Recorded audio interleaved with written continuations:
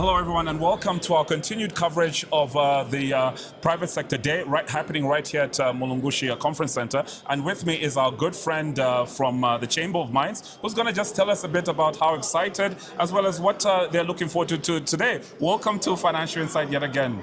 Yeah, thanks a lot, Mwelwa. Always good to be here. Absolutely, and, absolutely. Looking forward to reporting, I guess, on the continued growth in the sector, despite the operating difficulties with power and the like.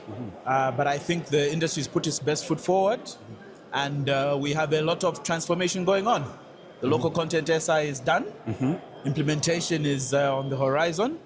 So we're really entering a new growth territory, both as an industry at the top line in terms of production, but also in terms of diffusing the benefits of operating within the value chain to the wider economy. So yeah, 26 will be a very interesting and pivotal year. Right. So now, obviously this is a half-day event where the president is going to be attending. Why do you think it's so important, for private sector to come and meet up, with it? Because this is the 4th edition. Have you found it quite useful as a mechanism of actually giving overall feedback from the various, key sectors of the economy?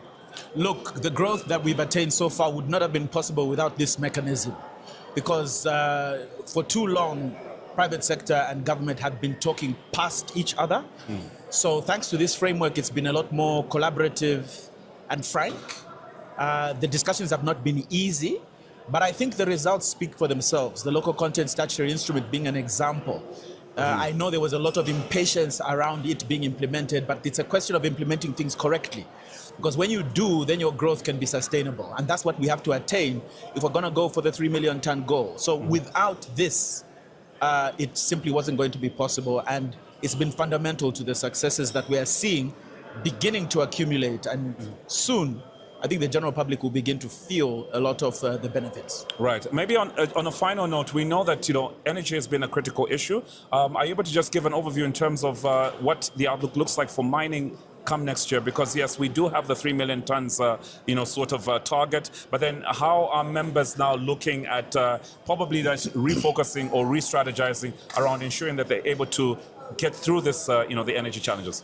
Look, we'll say the same thing we said last year, more of the same. Double-digit growth, low double-digit growth, if we can attain it and sustain it, despite the operating headwinds.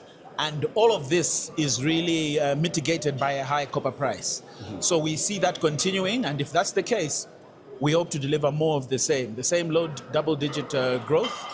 And this has to be sustained over time. That's the only way we'll begin to see the benefits, in tandem with all the other good things that are happening, like the debt restructuring, which will lower the cost of capital and therefore see an increase in what we are doing as a sector and what we are attracting as well. Absolutely. Mr. Sokwani, thank you so much for speaking to us. So there you have it. We've just been speaking to, the Chamber of Mines principals. So stay tuned for more, insights on the sidelines of the 4th Private Sector Day.